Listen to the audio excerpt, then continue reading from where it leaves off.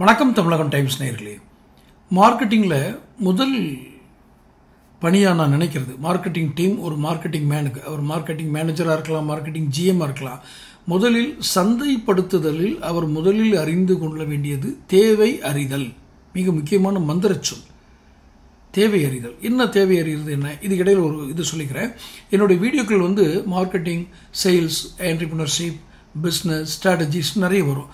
So தொடர்ந்து வீடியோக்கள் உங்களுக்கு சேரும்னா அதை சேனல் நோட்டிஃபிகேஷன் பெல் பண்ணிக்கங்க, அப்போ தான் வீடியோ சேரும்.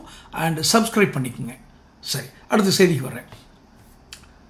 தேவை அறிதல். என்ன தேவை அறிதல்? இப்போ நீங்கள் டூத் பேஸ்ட்டு உற்பத்தி பண்ணுற ஒரு நிறுவனத்துக்கு மார்க்கெட்டிங் டீமாக இருக்கீங்க.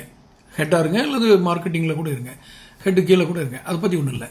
ஆனால் நீங்கள் ஒரு மார்க்கெட்டிங் மேனாக இருக்கும்பொழுது ஒரு டூத் பேஸ்ட் தயாரிக்கிற கம்பெனிக்கு நீங்கள் மார்க்கெட்டிங் பண்ணிங்கன்னா முதலில் தேவை, இந்த ஊரில் எத்தனை நபர்கள் இருக்கிறார்கள், அவர்கள் என்ன டூத் பேஸ்ட் உபயோகப்படுத்துகிறார்கள், முதலில் டூத் பேஸ்ட் உபயோகப்படுத்துகிறார்களா? அப்படி பயன்படுத்தாத ஊரோ ஒரு ஏரியாவோ எங்கேயுமே இருக்காது.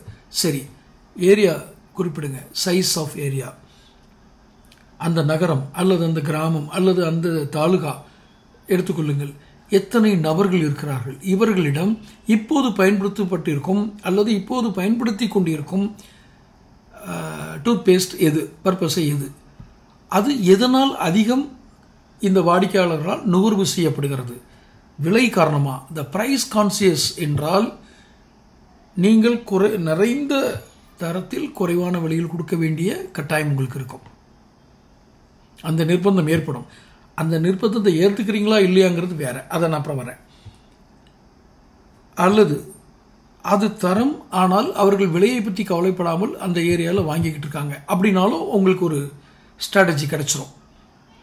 இல்லை, நீண்ட காலமாக பிராண்ட் எஸ்டாப்ளிஷ்மெண்ட் ஆயிருக்கு, அது தரமானதோ இல்லையோ விலையை பற்றிலாம் கவலைப்படலை, போனாலே ஒரு பேரை சொல்லி தான் கேட்குறாங்க அப்படின்றது இருந்தால் உங்களுக்கு சவால்கள் அதிகம். காரணம், அவர்கள் பிராண்ட் எஸ்டாப்ளிஷ்மெண்ட் ஆயிடுச்சு. ஒரு பிராண்ட் எஸ்டாப்ளிஷ்மெண்ட் ஆன ஒரு ப்ராடக்டை, உங்கள் கம்பெனியுடைய ப்ராடக்டை கொண்டு போய் அந்த பிராண்ட் எஸ்டாப்ளிஷ்மெண்ட் ஆன ப்ராடக்டோடு நீங்கள் போட்டி போடணும்னா முதலில் செய்ய வேண்டியது விலை குறைப்பா அல்லது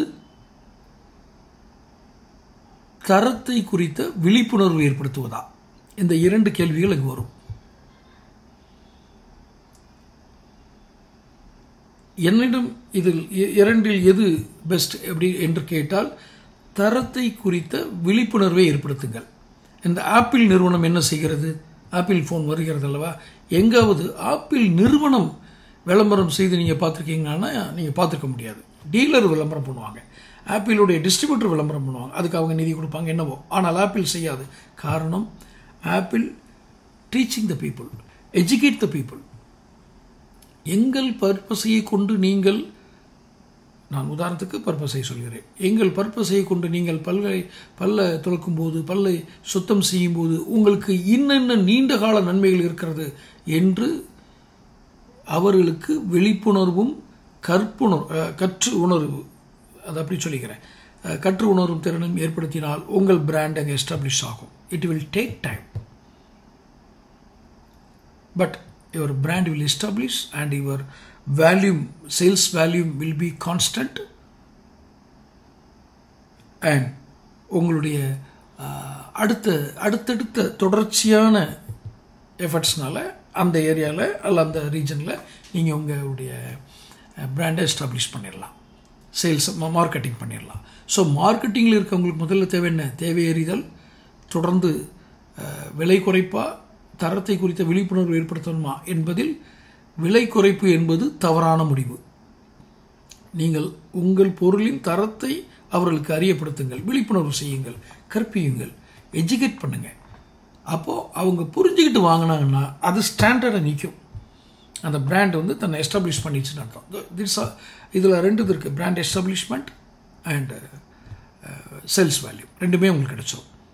இதற்கு அடுத்து மூன்றாவதாக மிக முக்கியமாக கவனிக்க வேண்டியது ப்ராடக்ட் அவைலபிலிட்டி. நீங்கள் எல்லாம் விலைக்கு சொல்லிட்டீங்க, எல்லாம் அவங்க அக்செப்ட் பண்ணிட்டாங்க, எங்கே கிடைக்கும் அப்படின்னா எல்லா இடத்துலையும் கிடைக்கணும். அதற்கு தகுந்த டிஸ்ட்ரிபியூட்டர் தேர்ந்தெடுங்க. அது இது குறித்து வீடியோக்கள் நிறைய வெளியிட்டிருக்கேன். ஸோ தொடர்ந்து வீடியோ பாருங்கள். மீண்டும் சொல்கிறேன், சேனல் சப்ஸ்கிரைப் பண்ணுங்கள், நோட்டிஃபிகேஷன் பில் பதிவு பண்ணுங்கள். அடுத்த வீடியோவில் சந்திப்போம். நன்றி, வணக்கம்.